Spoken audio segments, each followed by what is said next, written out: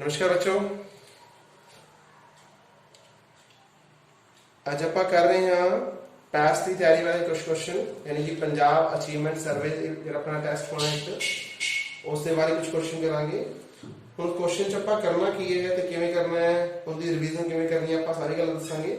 ਸਭ ਤੋਂ ਪਹਿਲਾਂ ਤਾਂ ਆਪਾਂ ਨੂੰ ਇਹ ਗੱਲ ਜ਼ਰੂਰੀ ਹੈ ਵੀ ਆਪਾਂ ਨੂੰ ਚੈਪਟਰਸ ਆਣੇ ਚਾਹੀਦੇ ਆ।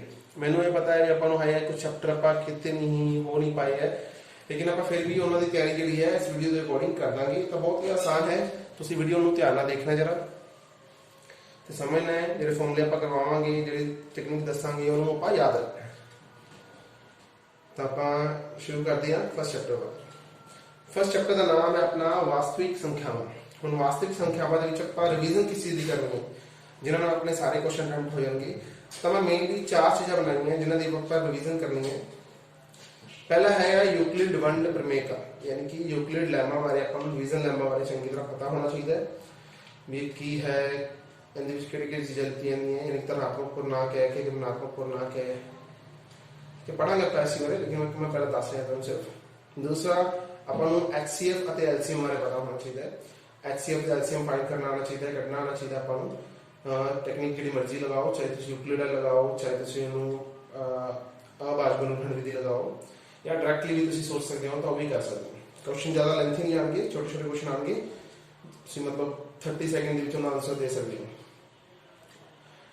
तीसरा अपना टॉपिक है परिमेय संख्यावां ते अपरिमेय संख्यावां। हम इन्हां की पढ़ना है तो अपन देखते ही पता लगना चाहिए कि परिमेय है कि अपरिमेय है। दूसरा इन्हां दा सम डिवीजन की किया हुआ उनके बारे पता करना चाहिए। चौथा अपना जो टॉपिक है वो है अपना दशमलव प्रसार जो है शांत है कि अशांत। इन्होंने क्वेश्चन बारे आप करांगे। उम्मीद है तुम टॉपिक में समझ चुके हो। सब तो पहला आप पहले टॉपिक बारे गल करते हैं। पहला टॉपिक अपना है यूक्लिड वंड प्रमेय का। और इसकी क्या है तो स्क्रीन पे दिख रहे हैं, तुम आज बुक के भी देख सकते हो। तो अपन की क्या गया देखते हैं आप जरा। यूक्लिड वंड प्रमेय का यूक्लिड डिवीजन लैमा दित्तियां हुई दो धनात्मक संपूर्ण संख्यावां ए ਅਤੇ B ਲਈ। ਇੱਥੇ ਇੱਕ ਗੱਲ ਧਿਆਨ ਰੱਖਣੀ ਆਪਾਂ, ਇੱਥੇ ਕੀ ਆਇਆ ਆਪਣੇ ਕੋਲੇ ਧਨਾਤਮਕ ਸੰਪੂਰਨ ਸੰਖਿਆਵਾਂ। ਠੀਕ ਹੈ, ਇਹ ਗੱਲ ਯਾਦ ਰੱਖਣੀ ਹੈ ਕਿ ਇਹ ਧਨਾਤਮਕ ਸੰਪੂਰਨ ਸੰਖਿਆਵਾਂ ਵਾਸਤੇ ਹੈ। ਅੱਗੇ ਪੜ੍ਹਦੇ ਆਪਾਂ। A ਅਤੇ B ਲਈ ਦੋ ਵਿਲੱਖਣ ਪੂਰਨ ਸੰਖਿਆਵਾਂ Q ਅਤੇ R ਹੁੰਦੀਆਂ ਹਨ ਕਿ A is equal to BQ plus R where R is greater than equal to 0 and less than B ਹੁੰਦਾ ਹੈ। मतलब R ਦਾ ਜਿਹੜਾ ਮੁੱਲ ਹੈ, R ਦੀ ਜਿਹੜੀ ਵੈਲਿਊ ਹੈ ਉਹ 0 ਤੋਂ ਵੱਡੀ ਹੋਊਗੀ ਜਾਂ 0 ਦੇ ਬਰਾਬਰ ਹੋਊਗੀ, परंतु ਜਿਹੜਾ B ਹੈ B ਤੋਂ ਛੋਟੀ ਹੋਊਗੀ। तो उम्मीद है तुम इस चीज़ को चंगी तरह समझ लिया है। जिन्होंने बच्चों को समझ नहीं आया दोबारा पढ़न, इस चीज़ को दोबारा देखन। ठीक है जी, इस चीज़ आप बस इन्नी चीज़ समझनी है जी आप वैल्यूज याद रखी हैं, उन्होंने बारे ध्यान देखना आप भी धनात्मक संपूर्ण संख्यावां लिखती है तो उन्होंने विलक्षण हल अपने विलक्षण संख्यावां क्यों ते आ रही हैं ਅਤੇ ਆਪਣੇ ਕੋਲੇ ਜਿਹੜਾ R ਹੈ ਉਹ 0 ਤੋਂ ਵੱਡਾ ਜਾਂ 0 ਦੇ ਬਰਾਬਰ ਹੋਊਗਾ, ਦੂਸਰਾ B ਤੋਂ ਛੋਟਾ ਹੋਊਗਾ। दूसरी चीज अपन HCF फाइंड करना आना चाहिए। हम HCF क्यों फाइंड कराएंगे, आप छोटे छोटे नंबर्स का लगाएंगे सिंपल। आप फॉर एग्जांपल 12 एंड आप 16 का ले लिया। ठीक है, 12 ਤੇ 16 आप HCF फाइंड करना है। तो जस्ट अगर देख सकते हैं आप, देखो सब तो छोटा नंबर सब तो वड्डी संख्या जी दोनों को डिवाइड करते। देखो 2 से भी डिवाइड हो रहे हैं, 3 से हो रहे, दोनों नहीं हो रहे, 4 से हो रहे हैं, हाँ जी 4 से हो रहे हैं, 5 से नहीं हो रहे, 6 से नहीं हो रहे, 7 से नहीं हो रहे, 6 से ये हो रहे, बस ये नहीं हो रहा, 7 से दोनों नहीं हो रहे, 8 से 16 हो रहे हैं, 12 हो रहा। तो ओवरऑल आप कह सकते हैं भी अपना 4 की आ गया HCF। दूसरा तरीका अपने को है फटाफट इनके आप प्राइम फैक्टराइजेशन करिए। 6 से 3 1 16 दे करिए आप 8 4 2 1। तो बस इतने कुछ लिखने की लोड़ नहीं, आप हमें ट्रिक ना करना है, फटाफट करना है। तो HCF क्या हुआ जो दोनों जो कॉमन आ रहे हैं, 2 आ रहे हैं दोनों पासे आ रहे हैं जी, एक 2 और आ रहे हैं जी, और तो कुछ नहीं कॉमन आ रहा है क्योंकि 2 2 आ रहा है तो 3 आ रहे हैं, तो अपना HCF होगा जी 4। तीसरा तरीका अपना यूक्लिड मेथड है। 16 अंदर रखो, 12 बाहर रखो, 12 1 12, 4 आ गया जिथे 4 ਨਾਲ 12 ਨੂੰ ਭਾਗ ਕਰਾਂਗੇ 4 ਦੀ 12 ਤਾਂ ਆਪਣਾ ਲਾਸਟ ਜਿਹੜਾ ਡਿਵਾਈਜ਼ਰ ਹੈ ਉਹੀ ਆਪਣਾ HCF ਹੈ ਤਾਂ HCF ਆਪਣੇ ਕੋਲ ਆ ਜਾਊਗਾ ਜੀ 4। उम्मीद है तुम तीनों मैथड समझ आए होने हैं। ठीक है, सब तो पहला आप गैस कर रहे हैं, दूसरा मैथड अपना प्राइम फैक्टराइजेशन मैथड है, तीसरा अपना यूक्लिड डिवीजन मैथड है प्राइम फैक्टराइजेशन या अभाज्य गुणनखंड विधि। ठीक है, ये है अपने को यूक्लिड मैथड।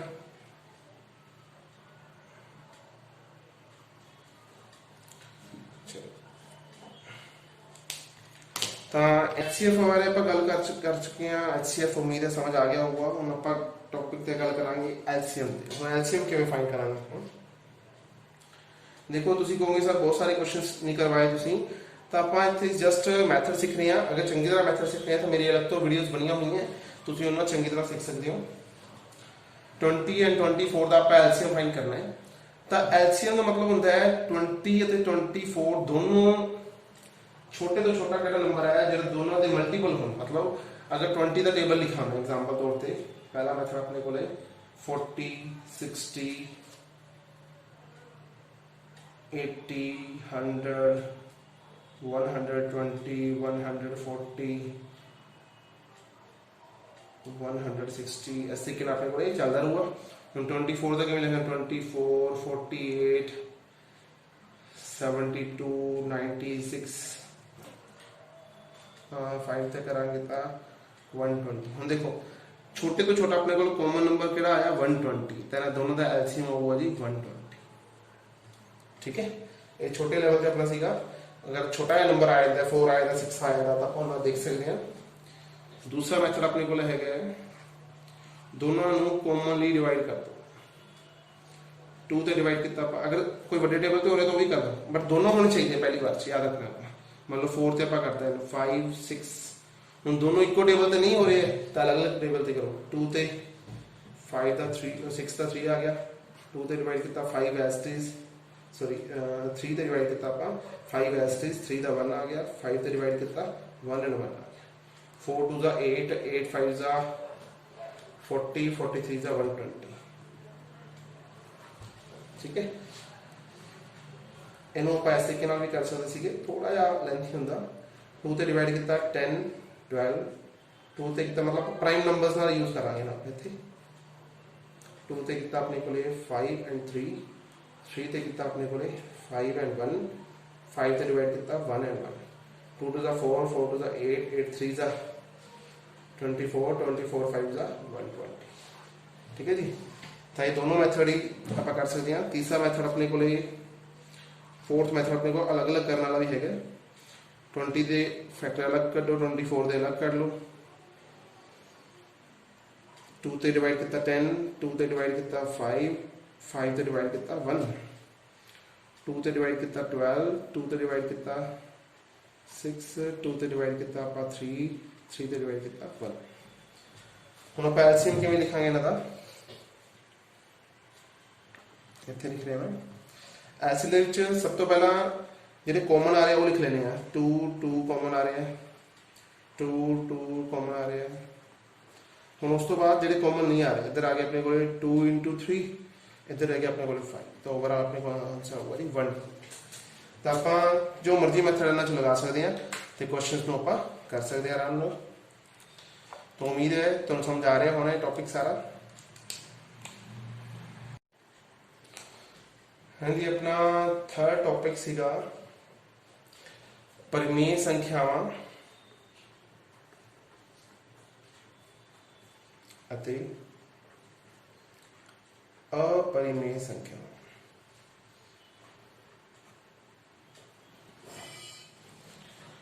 तो आप हम परिमेय संख्यावां ते अपरिमेय संख्यावां के टॉपिक को किवें करना आप इस चीज़ को समझना।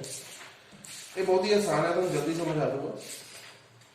तुम देखते सारे दस सकते हो भी परिमेय है कि अपरिमेय। सिंपल अगर मैं गल करा तो एक एज ए नंबर अगर डेसिमल की पहले गल करते हैं आप, डेसिमल च अपन एक नंबर दिता हो जो रिपीट ना हो रहा हो।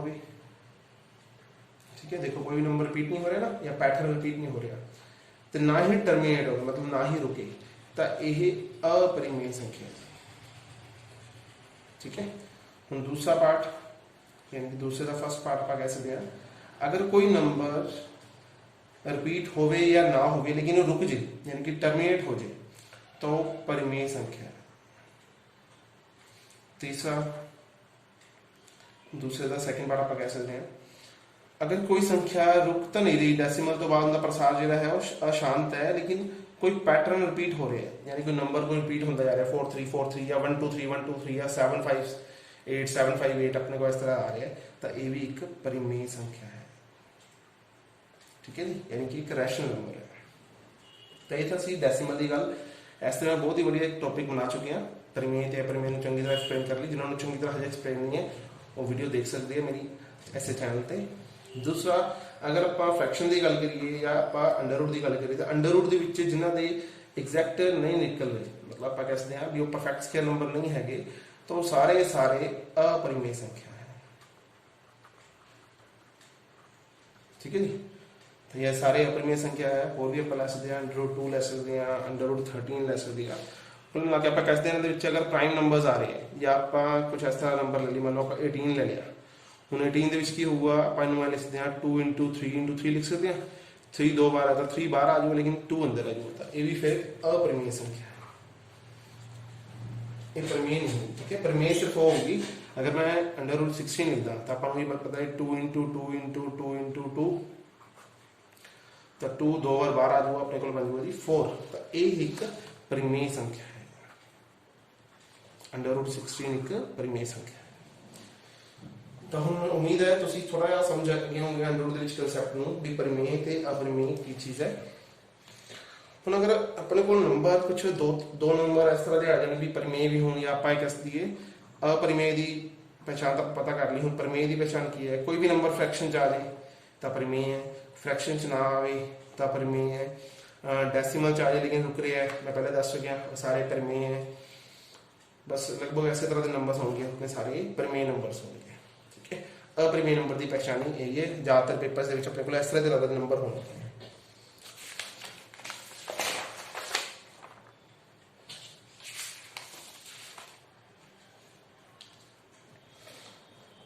ਹੁਣ ऐसे टॉपिक ਦੇ ਵਿੱਚ ਆਪਾਂ ਅੱਗੇ ਵਧਦੇ ਦੇਖਦੇ ਹਾਂ ਜਦੋਂ ਆਪਾਂ परिमेय यानी कि रैशनल ਅਤੇ इरैशनल नंबर, अगर इंग्लिश लिख रहा ਤਾਂ ਕਿ आसानी ਹੋਵੇ ਤੁਹਾਨੂੰ ਸਮਝਣ ਚ, ਇਹ ਆਪਾਂ ਨੂੰ परिमेय ਤੇ अपरिमेय ਦੋ ਇਸ ਤਰ੍ਹਾਂ ਲਿਖਦੇ ਹਾਂ। ਠੀਕ ਹੈ, ਹੁਣ परिमेय ਤੇ अपरिमेय ਨੰਬਰਾਂ ਨੂੰ ਜਦੋਂ ਆਪਾਂ ਐਡ ਕਰਾਂਗੇ ਜਾਂ ਸਬਟ੍ਰੈਕਟ ਕਰਾਂਗੇ ਜਾਂ ਮਲਟੀਪਲੀਕੇਸ਼ਨ ਕਰਾਂਗੇ ਜਾਂ ਆਪਾਂ ਡਿਵੀਜ਼ਨ ਕਰਾਂਗੇ ਤਾਂ ਕੀ ਬਣੂ। ਸਭ ਤੋਂ ਪਹਿਲਾਂ ਆਪਾਂ ਇਹਨਾਂ ਦਾ ਸਮ ਦੇਖਦੇ ਹਾਂ ਵੀ ਜੋੜ ਕਰਨ ਤੇ ਕੀ ਬਣਦਾ ਹੈ, किस किस का परिमेय ਅਤੇ अपरिमेय संख्या। जो आप परिमेय ते अपरिमेय संख्या का जो आप जोड़ करांगे तो यह हमेशा ही एक अपरिमेय संख्या बनो। जो आप सबट्रैक्शन करांगे यानी कि इन्होंने माइनस करांगे, परिमेय चो अपरिमेय नूं करिए चाहे अपरिमेय चो परिमेय नूं करिए, ठीक है, तो दोनों ही केस दे विच एक अपरिमेय संख्या बनो। ठीक है जी, ये दोनों कन्फर्म है अपने भी, ये हमेशा अपरिमेय संख्या ही बनेगी। एंड एग्जांपल आप ले लें, मतलब अंडर रूट 2 + 4 लिता तो एक अपरिमेय संख्या है, अंडर रूट 3 + 2 ले लिया अपरिमेय संख्या है। ठीक है जी, हुण आपां इत्थे गल करदे हां जदों आपां अपरिमेय अते अपरिमेय नंबर जोड़ांगे दोनों, फिर की बनूगा, फिर भी अपरिमेय नंबर बनूगा। ठीक है जी, अगर आप माइनस करांगे फिर भी अपरिमेय नंबर बनूगा, अगर आप परिमेय चो परिमेय नूं माइनस करिए फिर परिमेय नंबर बनूगा, परिमेय परिमेय नूं जोड़ दिए फिर भी एक परिमेय नंबर। एंड एग्जांपल मैं इत्थे नाल ले रहा, अंडर रूट 3 - अंडर रूट 2 किया, ये भी अपरिमेय नंबर आऊगा। अगर आप प्लस करिए चाहे माइनस करिए, परिमेय चो मान लो 1/2 आप 1/4 जोड़ रहे हैं तो परिमेय संख्या बनूगी, सबट्रैक्ट करांगे तभी परिमेय संख्या बनूगी। अगर कोई और भी नंबर ले लेंगे आप तो भी वो परिमेय संख्या ही बनूगी। तो आप इत्थे लगभग प्लस ते सबट्रैक्शन वास्ते सारे पार्ट आप कर चुके हैं, परिमेय अपरिमेय सबट्रैक्शन जोड़ ते सेम वाला भी आप कर चुके हैं। सिर्फ एक केस है अपने को जो परिमेय दे विच परिमेय नूं आपां ऐड या सबट्रैक्ट कर रहे हैं, उस केस दे विच अपने को सिर्फ परिमेय नंबर बन रहा है, बाकी सारे केसां दे विच अपने को अपरिमेय नंबर बन रहे हैं। तो उम्मीद है तुहानूं समझ आ गया होगा। हुण आपां गल करांगे मल्टीप्लीकेशन यानी कि गुणा दी। हुण अगर आपां एक अपरिमेय नंबर नूं अपरिमेय नंबर नाल अगर आपां मल्टीप्लाई करिए तो की बनूगा। इस केस दे विच आपां कन्फर्म नहीं कह सकते, परिमेय भी बन सकता है तो अपरिमेय नंबर भी बन सकता है। किवें बन सकता आपां देखदे हां। अगर आपां √2 नूं √3 नाल मल्टीप्लाई करते हैं, अपरिमेय अपरिमेय तो √6 आओ, ये खुद भी एक अपरिमेय नंबर है। जो आप √3 की √3 ना करते हैं ये अपने को 3 आ जाऊगा कि अपरिमेय अपरिमेय दोनों ने गुणा करती तो परिमेय नंबर आ गया। मतलब इरेशनल मल्टीप्लाई करके एक रैशनल नंबर आ गया। हम आप गल करते हैं अपरिमेय नूं परिमेय नाल गुणा करना की मिलूगा, या परिमेय नूं अपरिमेय नाल गुणा करना। इन्हां दोनों केसां दे विच भी अपरिमेय नंबर ही मिलूगा। किवें आपां इहदा एग्जांपल लेने मतलब 2 × √3 किया तो 2 √3, अगर आप √3 × 6 कर लिया तो 6 √3। तो ये दोनों ही अपरिमेय नंबर है। तो अगर दोनों सेम है तो परिमेय भी आ सकता है, अपरिमेय भी आ सकता है। लेकिन अगर एक अपरिमेय एक परिमेय है तो दोनों की मल्टीप्लिकेशन अपरिमेय ही आओ। लास्ट ऑप्शन रह गया परिमेय एंड परिमेय का अपने को इस केस के अपने को परिमेय नंबर ही आओ। ठीक है, एग्जांपल जो मर्जी आ सकते हो। मान लो आप 1/4 दी 1/2 में मल्टीप्लाई कर ली तो 1/8 यानी कि परिमेय नंबर। ठीक है जी, तो आप एडिशन सबट्रैक्शन मल्टीप्लिकेशन कर चुकी है। अगर मैं डिवीजन की गल करा तो डिवीजन तो मल्टीप्लिकेशन के रूल अपने को सेम है। किवें अगर आप अपरिमेय डिवीजन करांगे तो परिमेय भी आ सकता है तो अपरिमेय भी आ सकता है। एग्जांपल आप इत्थे लेने √3 नूं √2 ना किया तो अपरिमेय, √3 नूं √3 ना किया तो परिमेय नंबर। मल्टीप्लिकेशन भी सेम ही आएंगे। मान लो आप 2 नूं डिवाइड करते हैं √2 नाल तो अपरिमेय, या √2 नूं डिवाइड करते हैं 3 नाल तो भी अपरिमेय। परिमेय परिमेय के केस भी सेम ही रिजल्ट आऊगा। मान लो 1/2 नूं आपां डिवाइड करना है 1/4 नूं तो 1/2 × 4/1 यानी कि 2 आ जाओ अपने को जिहड़ा कि परिमेय सही। तो मैं बहुत हद तक तुहानूं डीपली समझाता। अगली क्लासां दे विच भी तुहानूं कदे दिक्कत नहीं आऊगी इस चीज़ की भी परिमेय अपरिमेय की बनूगा जी। इस तरह के क्वेश्चंस भी करांगे। उम्मीद करता तुहानूं समझ आया होगा टॉपिक। फिर भी नहीं समझाया तो तुसीं मैनूं दसो, कोई होर तरीका आजमा के तुहानूं समझाने की कोशिश करांगे आपां। नेक्स्ट टॉपिक जो है आप करते हैं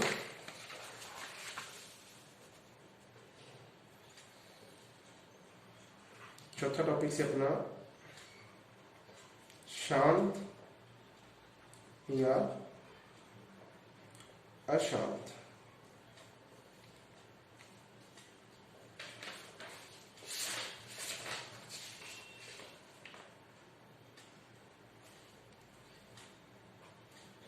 हाँ जी, चौथा टॉपिक है अपना शांत या अशांत, यानी कि दशमलव प्रसार है। दशमलव प्रसार होता की है समझते हैं।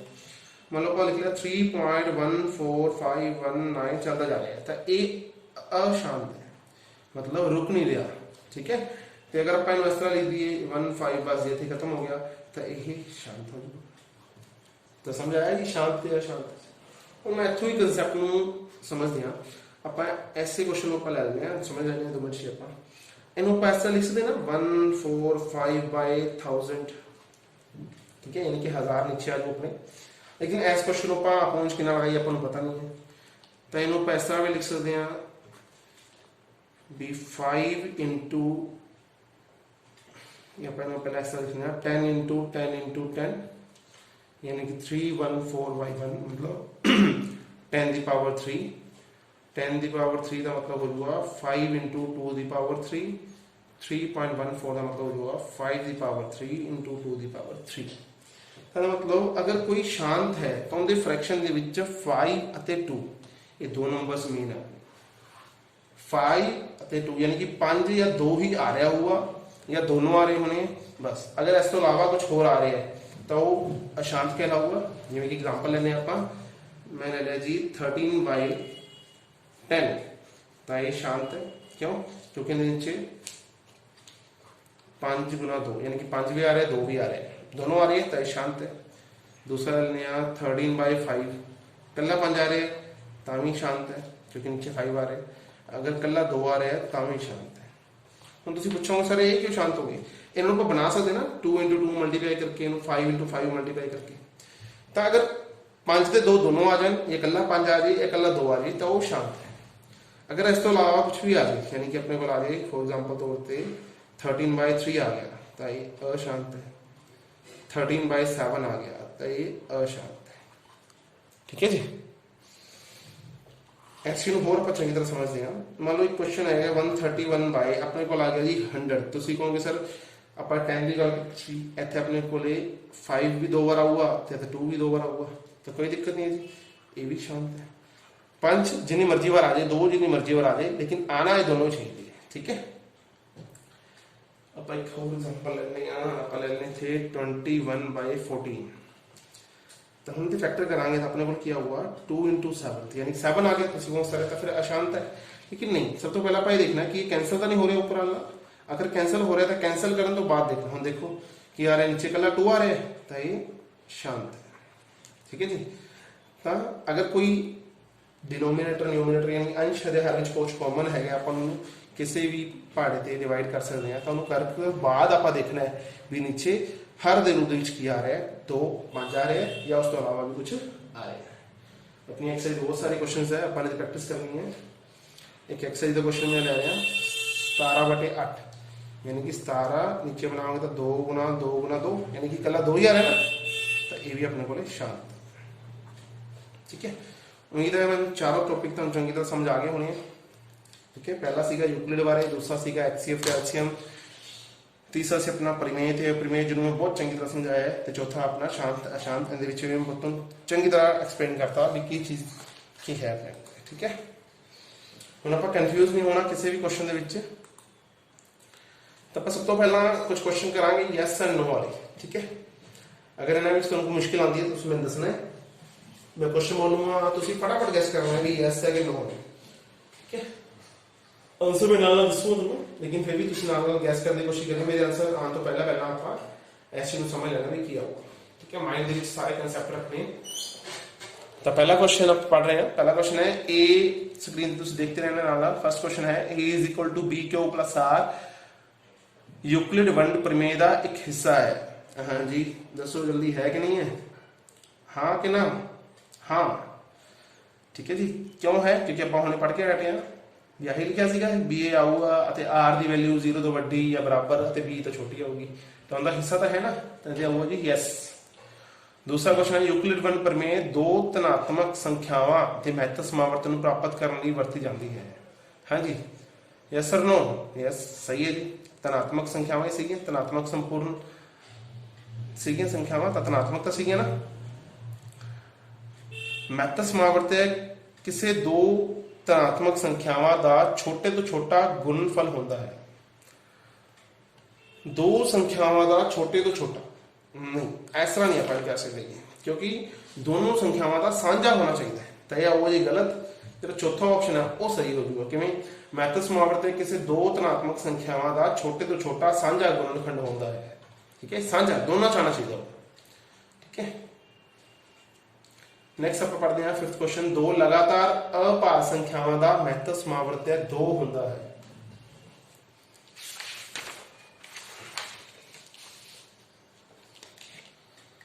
इस गल को आप समझांगे।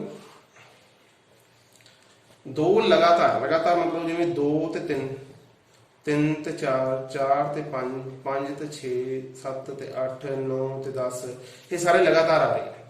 तो लगातार आने वाले तुम देख पा रहे हो कि इन्हों का कॉमन जोड़ा है कि दोनों 2 से डिवाइड हो रहे, ये दोनों 2 से हो रहे, ये दोनों 2 से हो रहे, तो कोई भी नहीं हो रहा। तो ये अपना ऑप्शन हो गया जी गलत। हम आप गल करते हैं 6th पार्ट की। 2 लगातार अभाज्य संख्यावां का महत्व समावर्त 1 होता है। हाँ जी, 1 से डिवाइड हो रहे दोनों, यानी कि एक कॉमन सारा चला रहे हैं। तो इनका आंसर होगा, ये याद रखना आप 2 लगातार नंबर जो आएंगे उन्होंने महत्व समावर्त 1 होगा, यानी कि 1 होगा। ठीक है जी। नेक्स्ट क्वेश्चन अपना है 7वां 24 और 4 का महत्व समावर्त 4 है। एक गल ध्यान रखो, एक गल याद रखना आप नाल। अगर आप 2 नंबर एजे का महत्व समावर्त कट लिया, अगर कोई एक नंबर दूसरे नंबर के टेबल से आ रहा है, यानी कि 4 के पढ़ते अगर 24 आ रहा है, तो महत्व समावर्त 4 ही होगा और इन्हों का लघुत्तम समावर्त 24 होगा। ठीक है। किवें मैं दोबारा दस देना, अगर मान लो 6 ते 12 का कढ़ना है तो अगर 6 ਦੇ ਪੜ ਦੇ 12 आ रहे हैं, दोनों नंबर वही आ गए जिन्हें इक्को पढ़ दे आ रहे हैं, तो जो छोटे वाला है वो महत्तम समावर्त आऊगा और जो बड़े वाला है वो अपने को लघुत्तम समावर्त आऊगा। ठीक है, ऐसे याद रखना है। तो 24 ਤੇ 4 ਦਾ 4 है, हाँ जी है। ਭਾਗ ਸੰਖਿਆਵਾਂ ਨੂੰ ਅਭਾਗ ਸੰਖਿਆਵਾਂ ਦੇ ਗੁਣਨਫਲ ਦੇ ਰੂਪ ਵਿੱਚ ਲਿਖਿਆ ਜਾ ਸਕਦਾ ਹੈ। हाँ जी लिखा जा सकता है। ਭਾਗ ਸੰਖਿਆਵਾਂ ਨੂੰ ਅਭਾਗ यानी कि जिवें ਆਪਾਂ लिख लिए 12 तो 12 लिखा जा सकता है 2 गुणा 2 गुणा 3, आप लिखा जी 20 तो 20 लिखा जा सकता है 2 गुणा 2 गुणा 5 है। ठीक है, तो ਭਾਗ ਸੰਖਿਆਵਾਂ ਨੂੰ ਅਭਾਗ ਸੰਖਿਆਵਾਂ ਦੇ ਰੂਪ ਵਿੱਚ ਲਿਖਿਆ ਜਾ ਸਕਦਾ ਹੈ। यस। 9वां क्वेश्चन अपना 26 ਅਤੇ 91 ਦਾ ਮਹੱਤਵ ਸਮਾਵਰਤ 7 ਹੈ। 26 ਤੇ 91 ਦੇਖਿਓ ਜਰਾ, 26 7 ਦੇ ਪੜ ਤੇ ਭਾਗ ਹੁੰਦਾ ਹੈ, 7 ਦੇ ਪੜ 26 ਆਉਂਦਾ ਹੈ, ਨਹੀਂ ਆਉਂਦਾ। 7 ਦੇ ਪੜ ਤੇ 91 ਆਊਗਾ, यानी कि 13 7 91, हाँ जी ਆਊਗਾ। ਤਾਂ अगर ਮਹੱਤਵ ਸਮਾਵਰਤ ਹੋਊਗਾ ਤਾਂ ਦੋਨਾਂ ਨੂੰ ਭਾਗ ਜ਼ਰੂਰ ਕਰ ਰਿਹਾ ਹੋਊਗਾ। ਜਿਵੇਂ ਕਿ ਆਪਾਂ ਕੋਈ ਹੋਰ ਕੁਐਸਚਨ ਲੈਂਦੇ ਆ, 12 ਅਤੇ 10 ਇਹਨਾਂ ਦਾ ਮਹੱਤਵ ਸਮਾਵਰਤ 2 ਹੈ, ਤਾਂ 2 12 ਨੂੰ ਵੀ ਭਾਗ ਕਰੂ ਅਤੇ 10 ਨੂੰ ਵੀ ਭਾਗ ਕਰੂਗਾ। ਜਿਹੜਾ ਇਹਨਾਂ ਦਾ ਐਲਸੀਐਮ ਆਊਗਾ ਯਾਨੀ ਕਿ 60, ਉਹਨੂੰ ਦੋਨੋਂ ਹੀ ਭਾਗ ਕਰਨਗੇ। ਠੀਕ ਹੈ, ਤਾਂ ਇਹਨੂੰ ਆਪਾਂ ਸਮਝਦੇ ਹਾਂ ਇਸ ਚੀਜ਼ ਨੂੰ 12 16 ਇਹਨਾਂ ਦਾ ਮਹੱਤਵ ਸਮਾਵਰਤ ਆਊਗਾ 4। ਠੀਕ ਹੈ ਜੀ।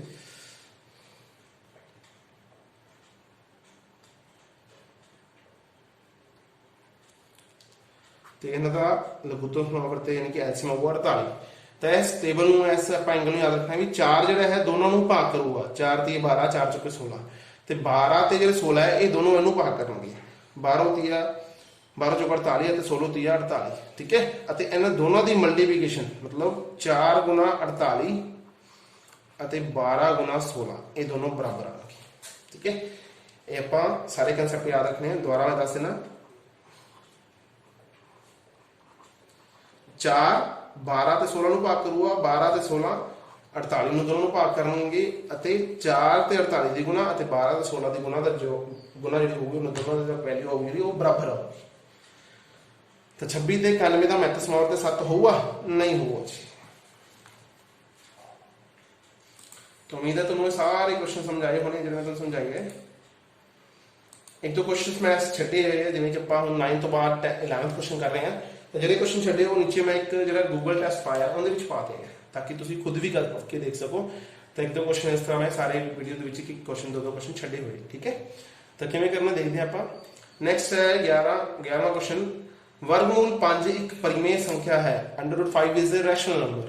हाँ जी, ਹੁਣ ਮੈਂ ਦੱਸ ਕੇ ਹਟਿਆ ਨਾ ਵੀ ਅੰਡਰ ਦੇ ਵਿੱਚ ਜਿੰਨੇ ਵੀ ਨੰਬਰਸ ਆਣਗੇ ਉਹ ਸਾਰੇ ਇੱਕ परिमेय संख्यावां होंगी, बट अभाज्य नंबर होना चाहिए।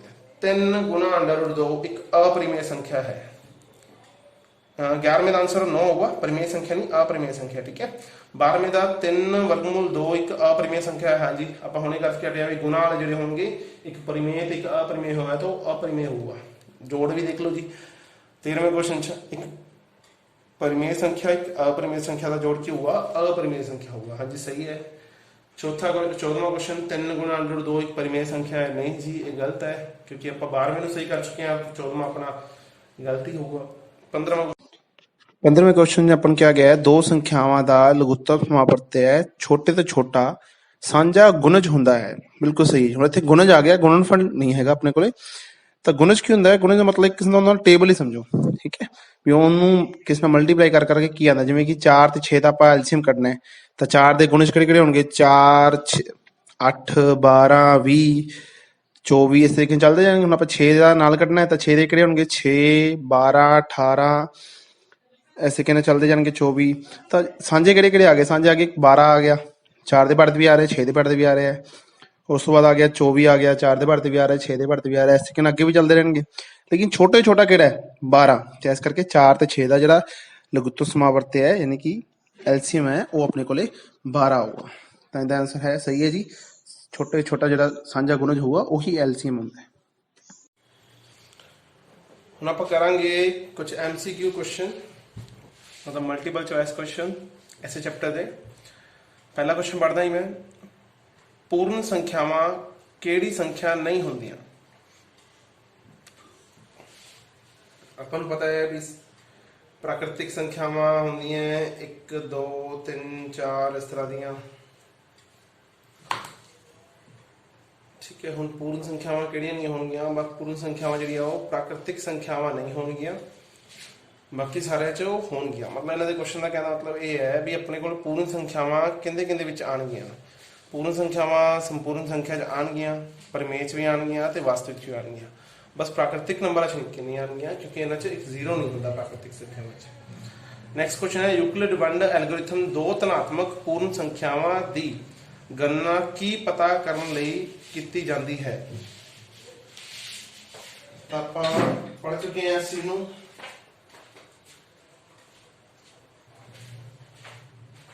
बड़े आराम नाल क्वेश्चन आंसर दे सकते हैं।